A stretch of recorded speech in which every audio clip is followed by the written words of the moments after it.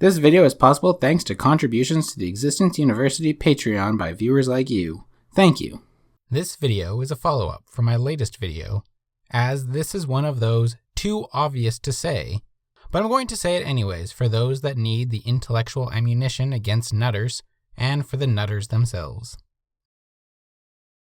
This is the first philosophical essay that I wrote for myself outside of university. I had not been satisfied with the philosophical lessons I had learned at the university. The only philosopher that I understood at that point was Descartes, and the only thing I really understood was that if we really wanted to start over, we would have to just start over. Close our eyes, close our ears, turn off the world, pretend like nothing exists, then reopen them and start over. Reading through Descartes, I could not really follow along with what he was talking about, with the melting of wax and the mysterious floating umbrella men, nor why it made any sense for him to be thinking, and therefore for him to be, when in fact he was, and therefore that's why he was thinking. Where Descartes went after he first opened his eyes in his meditations, I have to start disagreeing with. But I really liked the idea. So I did the same type of procedures as the meditations. For 5 days, I would sit down and just think about this and write down piece by piece what I got. Me and Descartes went in two opposite directions. What I ended up with was objectivism. I had not known what objectivism was at the time, and was quite disheartened and overjoyed to find out that someone else, Ayn Rand, had already written the philosophy I just started. I was sad because I thought I was going to start something new, but that quickly went away when I discovered that there was decades of work which I was just saved from having to do. Given that, I became an objectivist. It also comes with a flowchart that I made with it. The meditation begins. What if nothing is true? If nothing is true, then reality doesn't exist as we know it. If reality doesn't exist as we know it, then all of our senses are wrong, as our senses tell us reality is that which it really is not. If our senses are wrong, how will we discover what is real? Currently, we believe what is real is in the waking world. The rest of the time, we spend in the fictional world of dreams. But if all of our senses are wrong, and reality isn't what we believe it is, then can we truly distinguish the waking world from the dream world? As we have two different words to describe two different ways of existing, those being dreaming and reality, we must have some method of distinguishing the two. We define reality as the predictable world. Dreams are described as the unpredictable world.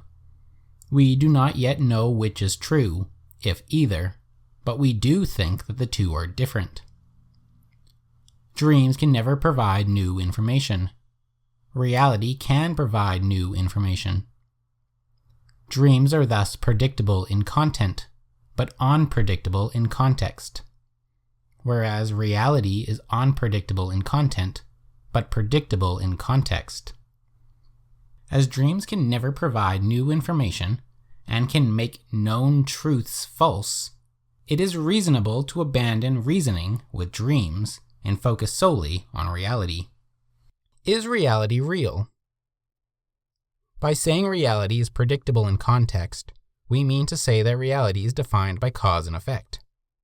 We may not always know what the cause or the effect is, but given enough context, we can predict new information from old information. However, all information gained from cause and effect observations requires sensory detection. But if our senses are wrong, how can we reliably predict the future using sensory data, as we do in science? If our senses are wrong, what is the world that we call reality? If our senses are wrong, then our senses are either dysfunctional or reality is not sensory in nature. Without eyes, what gives us sight? Without ears, what gives us sound? There are two options. Either reality is external and sensory, or reality is internal and intuitive. If reality is internal, what is it internal to? What am I? If reality is internal, then I am, at least, a thinking thing, body or not. If I am an intuitive thinking thing, why do I intuitively think I also have an external being? Either I am a dysfunctional thinking thing, which intuitively lies to myself, or a force external to me controls my internal reality, as to deceive me into believing a fictitious external world. If I am a dysfunctional thinking thing that intuitively lies to myself, then I am in no condition to make any logical deductions, making this whole exercise meaningless.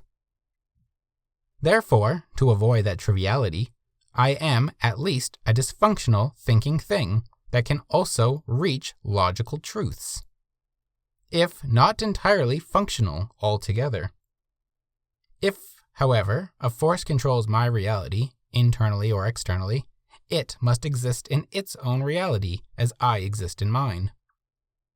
If my external reality is actually an internal illusion created by an external force, does the external force exist like me, trapped in another illusion, or does that force exist in the true external reality? If the former is true, reality will infinitely regress into illusions. If the latter is true, then reality will finitely regress to some existence of reality. If reality exists outside my internal illusion, then the force that drives my deception must be based in reality. If my false reality is derived from a true reality, but is passed through a filter of sorts, my reality is still based on a real reality, and thus there should be a detectable pattern which can be observed. What that pattern may be, I still don't know. In order to deceive my senses, the external force must know at least some of the universal truths. In order to make my eyes see the wrong color, or pattern, or trick my body into feeling hot or cold, the force must know truth from untruth and chooses which to use. If I am a dysfunctional thinking thing, I am just as likely to deceive myself within a true reality as a functional thinking thing is to be deceived by a falsivity disguised as reality. Therefore, I am either imperfect in reality or perfect and provided untruths in an unknown reality. Am I imperfect in reality or perfect in falsity? By perfect I mean a substance that cannot be made imperfect, therefore a substance that cannot be manipulated by an imperfect substance. If my external reality is controlled by a deceiving force, it is either tricking a perfect thing or an imperfect thing. If a force was to deceive an imperfect thinking thing, it would not be able to control what the thinking thing was thinking, due to the imperfections in the thinking thing. If a force was to deceive a perfect thinking thing, it would not be able to control what the thinking thing was thinking, due to the perfections in the thinking thing. If a force was to deceive a perfect being thing, it would not be able to control what the being thing was doing, due to the perfections of the being thing. If a force was to deceive an imperfect being thing, it would not be able to control what the being thing was doing, due to imperfections in that being thing. Ergo, the force either A. exists and experiments on a thinking thing, B. exists and experiments on a being thing, C. doesn't exist. If I am a perfect thing, then I cannot be made imperfect. Thus I would not exist in reality, as that would require manipulating me. Thus the force would have to exist in reality while experimenting on a non-existing in reality thing. It would also require manipulating what is defined as a non-manipulatable substance. Ergo, I am imperfect, as I am deceived by my own nature, or because my nature can be deceived. If I am imperfect, then the force can manipulate me, although not perfectly, as an imperfect thing cannot perfectly act imperfectly. If a perfect thing cannot exist in reality, then a thinking thing must be imperfect, as to allow a force to manipulate it. Therefore, a thinking thing must exist in the force's reality. Therefore, I exist there as well. This also means that a thinking thing must be a being thing. Ergo, the force either exists and is experimenting on a being thing, or the force does not exist. If the force is experimenting on me, a being thing in reality, then I exist, and I think in reality, regardless of whether I have my body or not. If the force doesn't exist, then I must exist in reality. Therefore, I exist in reality as a being and thinking thing. I exist in reality.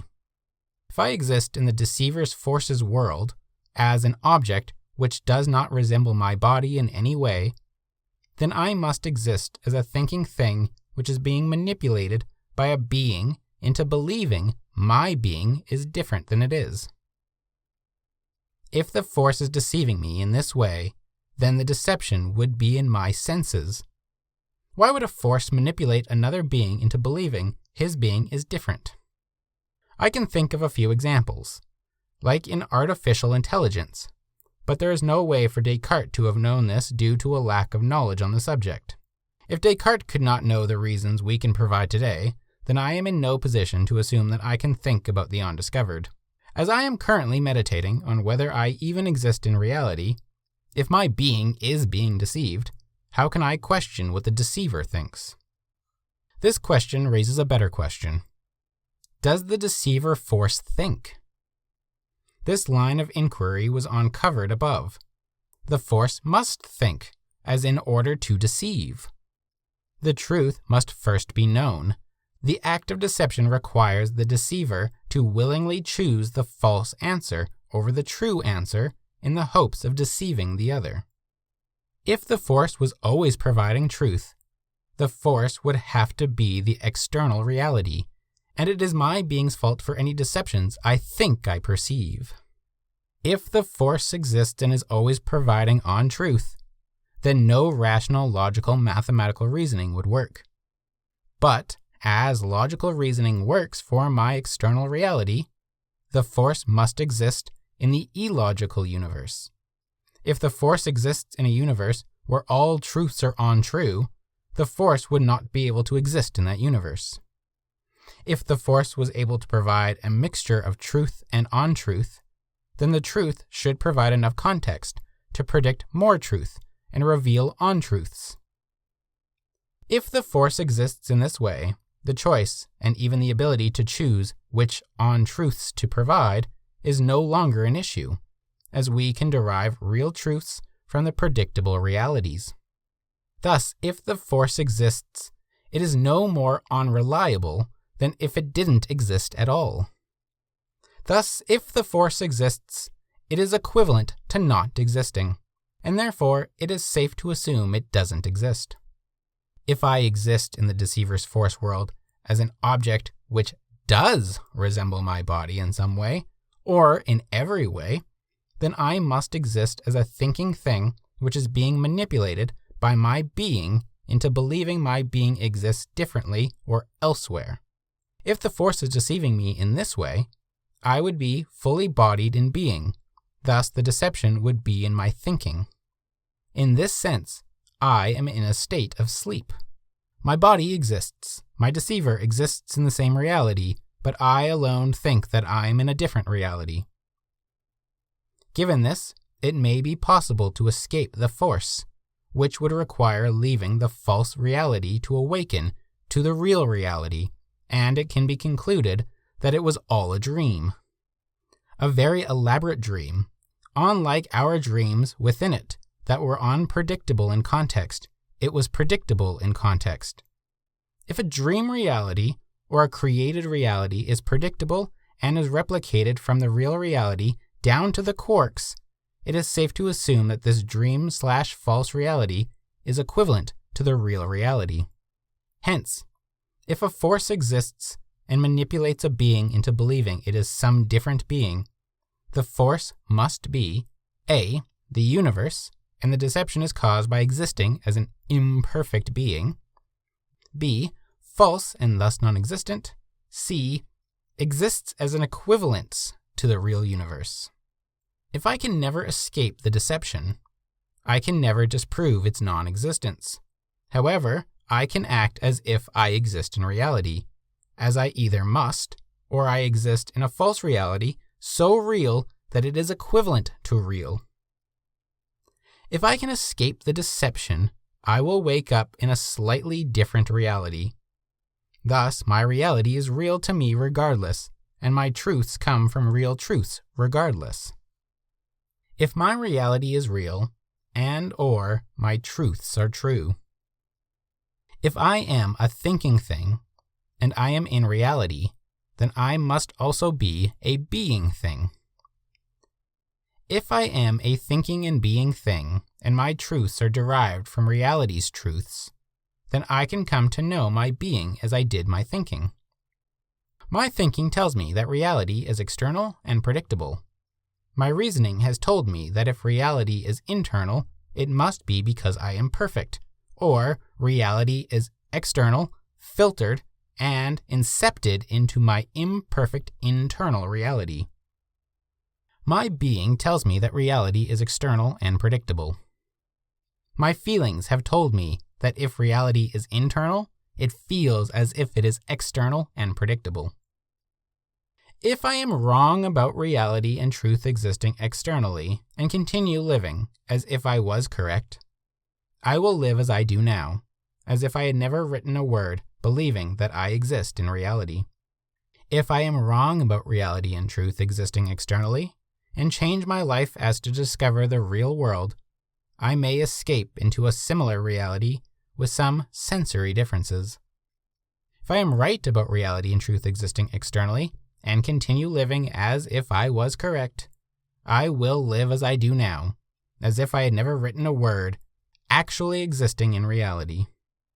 If I am right about reality and truth existing externally, and change my life as to discover the real world, I will live as I do now. If I try to discover the untrue world, I may be insane or the deceiving force myself. Ergo, the worst case scenario is that I exist within a created or dream world indistinguishable from reality and will never know the truth, but living a life indistinguishable from a real life. The most likely case, I exist in reality. In the strangest case, I am or become the deceiver force. In fact, if my thinking stems from reality and truth, then I am, by nature, imperfect, and therefore I am the deceiver force. If I am real and exist in reality, then I am the deceiver, as the universe only provides what it provides, that which after identifying it properly we would call truth. And it is my imperfections that provides the untruths. A real reality, whether created by a finite or infinite amount of energy or God, exists in my definition as the cause and effect phenomenon. The one quality of reality that all objects and beings share is that we appear to be going forward in time. Each and every substance ever created was or will be the result of an effect generated by some cause. Reality is predictable, as, given the context of the cause, one can deduce a reliable prediction of the effect that caused it. For example, if you find your dog lying on the ground grumbling, stomachs rumbling and farting, and you notice that all of the cheese you left on the table is missing. Given the context that dogs will enthusiastically eat cheese, and that cheese can upset a dog's digestive system, one can deduce that the dog ate the cheese. Reality is unpredictable in content, as there are multiple solutions to the same problem. If you do not have the knowledge of other possible outcomes, your prediction can be wrong. For instance, The dog may be sick from something else, and the cheese was taken by someone you didn't know was home. Reality can provide you with new information by recognizing when you are wrong and analyzing the new information to discover that truth. So the question becomes, how do we obtain knowledge of our reality? Even if you still believe in a fictional reality, you need to know yours before you can ask of God's. To obtain knowledge, we must observe as many cause and effect phenomena as we can. The more observations, the more knowledge and paths to truths that we can uncover. If reality is external and my being is external, I should be able to observe and be affected by cause and effect phenomena. But can I trust my senses? Do I trust my senses? If I exist in reality, or what passes as reality, I should be able to manipulate substances that exist in the same reality as me. This is a consequence of what I mean to exist in reality, that being, to exist, is to have the quality of being manipulatable. Thus, reality is the place substances can be manipulated, and existence is the state of being manipulatable. One is a set of rules, the other is the game pieces. Therefore, if I exist, I can be manipulated, and by a series of manipulations, I too can manipulate. For instance, I believe I have the ability to see reality, as I can observe new content and watch familiar contextual patterns in substances that occur. If I come to find that my sight is reliable in reality, then I will use my knowledge of sight to further discover the truth.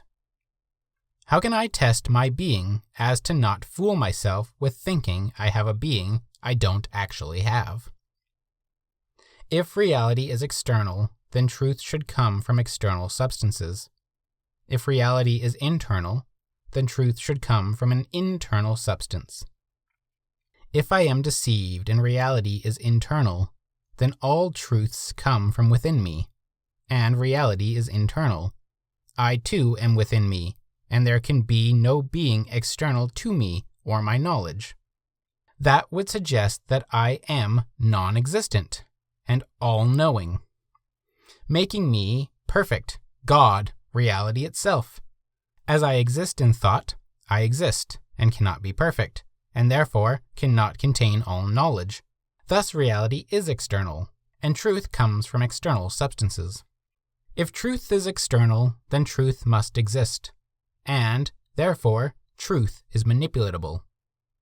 This does not mean that truth can be changed, but that truth does interact within the boundaries of reality, such that it can be observed. For instance, if light exists, we cannot manipulate the truth of its speed without changing the medium it is in, but can reflect it, refract it, absorb it. If truth interacts within the boundaries of reality, and reality is predictable due to cause and effect, then truth interacts within cause and effect phenomena. Whether something is true or not is in fact the requirement of cause and effect. If it is true, it is said to have been caused and will have an effect. Cause and effect can be seen as just cause, as all effects are causes, and all causes are effects of an earlier cause. This is a chicken and egg paradox. Did reality start with an effect or a cause? Secondly, truth acts as a second chicken-egg paradox. Did truth make the cause, or does the cause make it true? Reality is the place substances can be manipulated. Thus, anything pre-reality cannot be manipulated. If they cannot be manipulated, it is not a substance. Therefore, anything that exists pre-reality is not a substance. If an effect created reality, I can think of two possibilities. 1. The cause was a non-substance. Or 2. There was no cause, as cause and effect requires substances. If the latter is true, then cause and effect require substances.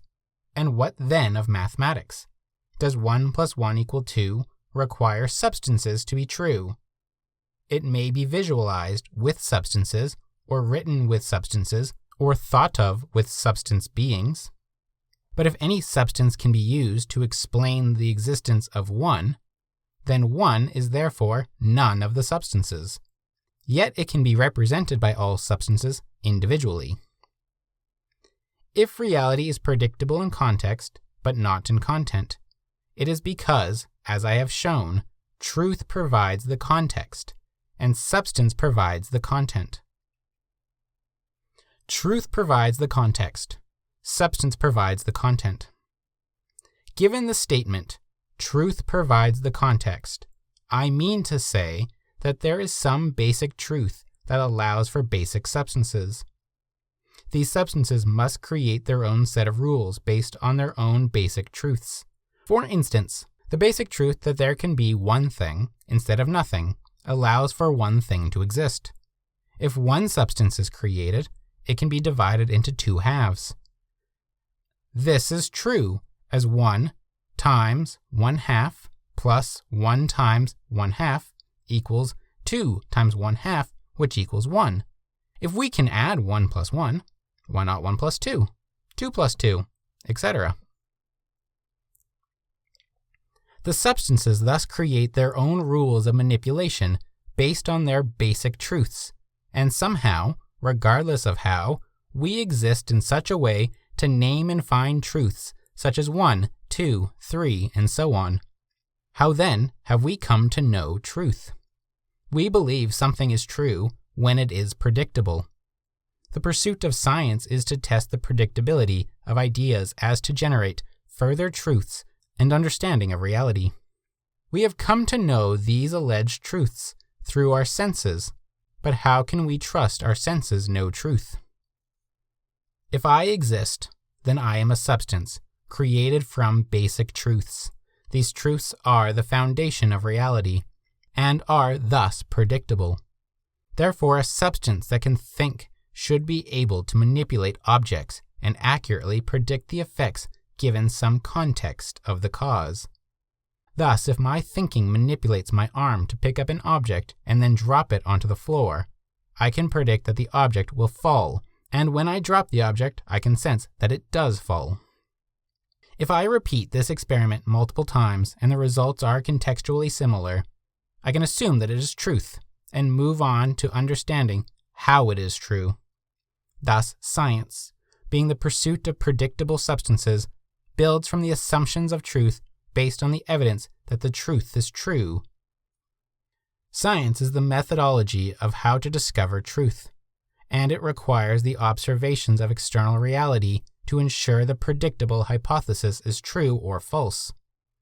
If I am a substance, I am real and therefore predictable in substance and manipulations. Thus thinking that reality is true, first because I am a thinking thing, and then my being is true, then that all external reality is true. I will start with my thinking. My thinking is directed towards the world external to me and previous external substances. Meaning, I think about the world of substances that I have seen, and I can dream about the world of substances that I have not seen constructed from those exclusively that I have. Helen Keller did not learn about reality until she felt it. We cannot think about that which we have not sensed, either in its entirety or parts. Therefore, I think about the external world because that is all I've ever observed in some sense. Thus, I need my senses to think about the external reality. They are not two separate things. My thinking and being are but one unit. Without the thinking, my senses are useless, and without my senses, my thinking is useless. Therefore, they are one and the same, constructed of different parts but act as one. Thus, if we can think about reality, we can also sense reality, and vice versa. Our senses being substances means that we can use our senses to observe our senses. If we do, we find that all of our senses share one major similarity. They all have nerve cells, all of which converge to a central location in the being's head called the brain, which is made of billions of nerve cells. Other things we can observe in our being is muscles, bones, blood, and much more. Thus, our senses can observe that we are in fact made of basic substances. But are they predictable and real? If the senses can observe truth, and the thinking thing can think about truth, and the connection between sense and thought is real, then I will have proven my entire being exists in reality. What is the connection between sense and thought? Without going too deep into evolutionary neurobiology, we can explore the connection between senses, thoughts, and reality with simple examples. Let's first restate our assumed truths. 1. Reality exists externally. 2. Reality is the phenomenon of cause and effect. 3. Rational thinking can predict effects if the context of cause is based in reality. 4. Rational thinking requires sensory knowledge.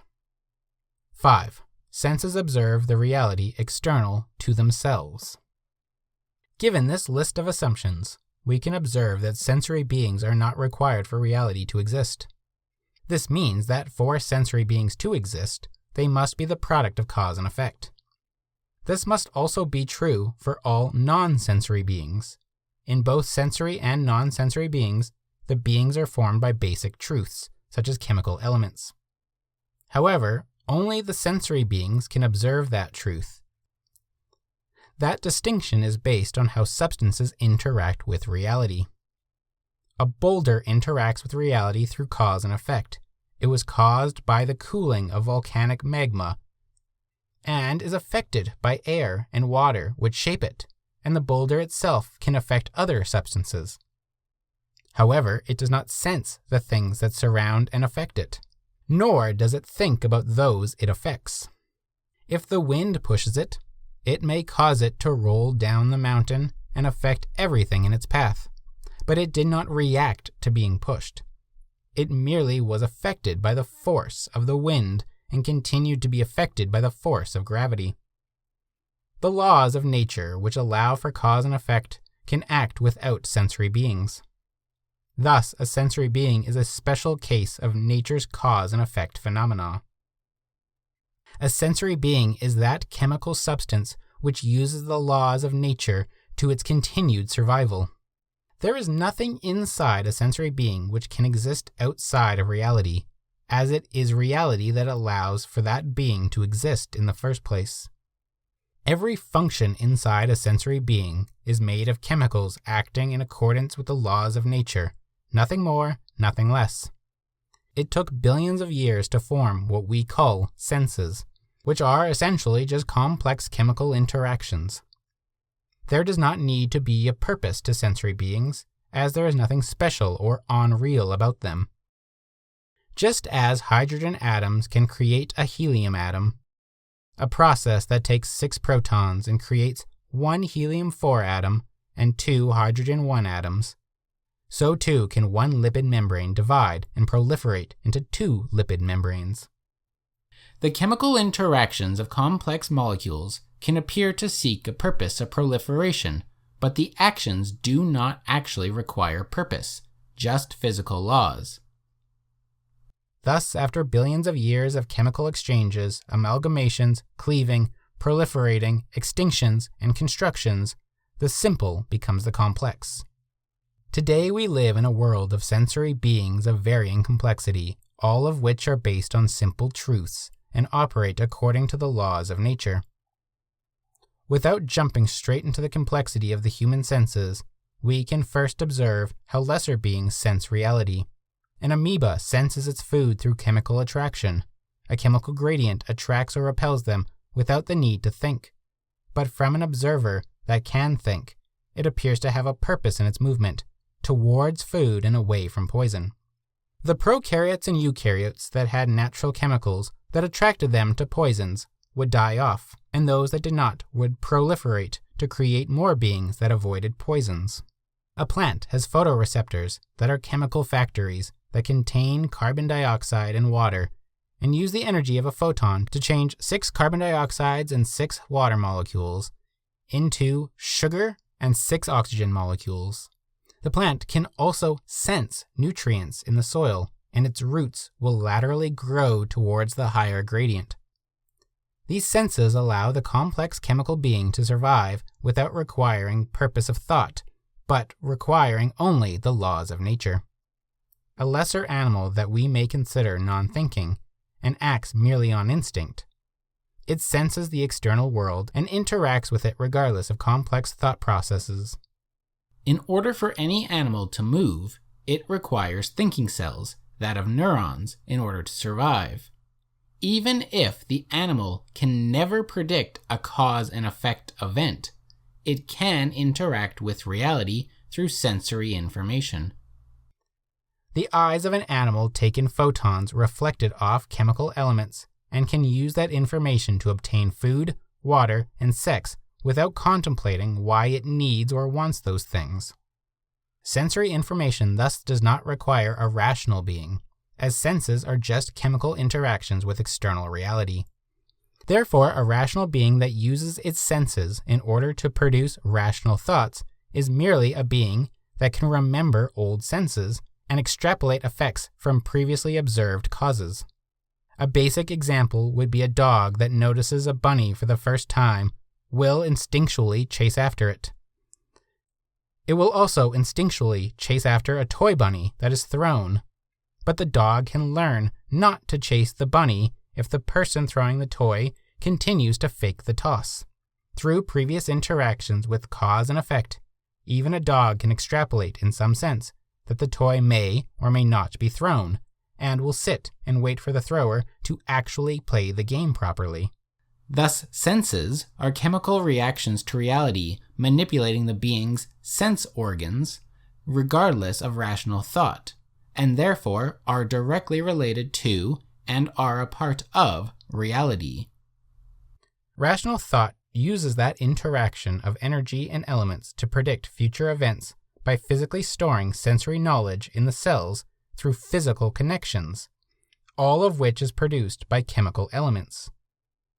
Therefore, we have demonstrated that the entirety of a being exists in reality. Thus, I am entirely real. I am a physical piece of reality that operates entirely within the bounds of reality. This video is possible thanks to contributions to the Existence University Patreon by viewers like you. Thank you.